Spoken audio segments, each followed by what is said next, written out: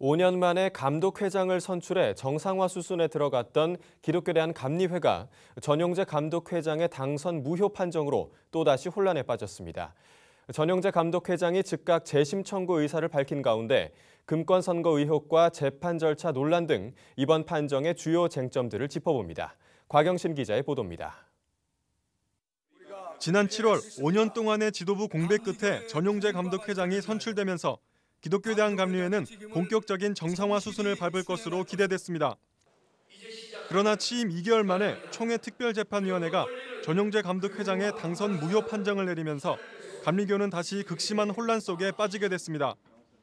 이번 판결에서 가장 핵심이 되는 사안은 전용재 감독회장이 선거 전 유권자들에게 지지를 부탁하며 금품을 제공한 일이 있었는가 하는 겁니다. 총특재는 지난 9월 24일 판결문에서 전용재 후보자가 청주 지역 유권자 10명에게 금품을 전달한 사실을 인정할 수 있다며 그 근거로 정모, 장로 등의 공증진술서를 내세웠습니다.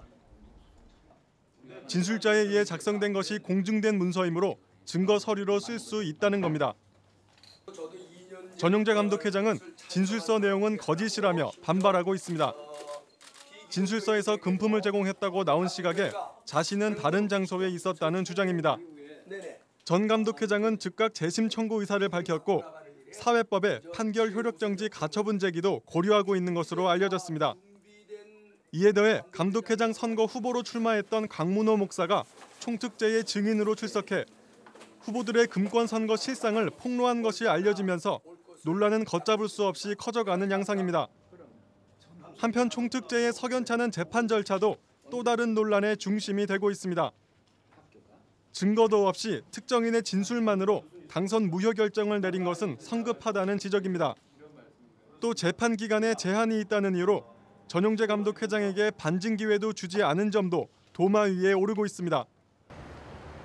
감리교 감독협의회는 27일 성명서를 통해 반증의 기회나 사실 여부의 확인도 없이 재판 시간이 없다는 이유만으로 공증 진술서에 의존하여 당선 무효 판결을 내린 것은 재고되어야 한다며 즉시 집행을 정지하고 최대한 빨리 재심할 것을 촉구한 바 있습니다. 이번 사태를 두고 감리교 내부에서는 이참에 금권 선거를 뿌리 뽑아야 한다는 목소리가 높아지고 있습니다. 전국 감리교 목회자 개혁연대는 성명을 통해 지금까지 금권 선거 풍토를 암묵적으로 용인했던 감리교회가 책임을 통감하고 선거제도의 근본적인 개혁을 위해 나서야 한다고 밝혔습니다. 이에 반해 일각에서는 전용재 감독회장이 정치적으로 희생양이 된 것이 아니냐는 의견도 나오고 있습니다. 사태 수습 방안을 두고도 감리교는 극심한 혼란에 빠져 있는 상태입니다.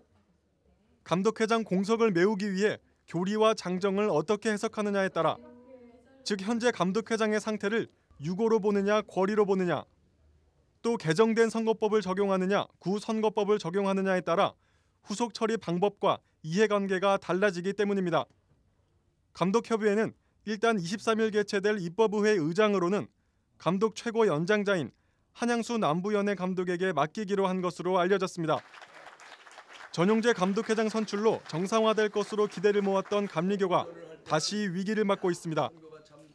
지난 5년 동안의 혼란이 되풀이되지는 않을지 우려가 커지고 있는 가운데 감리교가 사태를 어떻게 해결해 나갈지 관심이 모아지고 있습니다.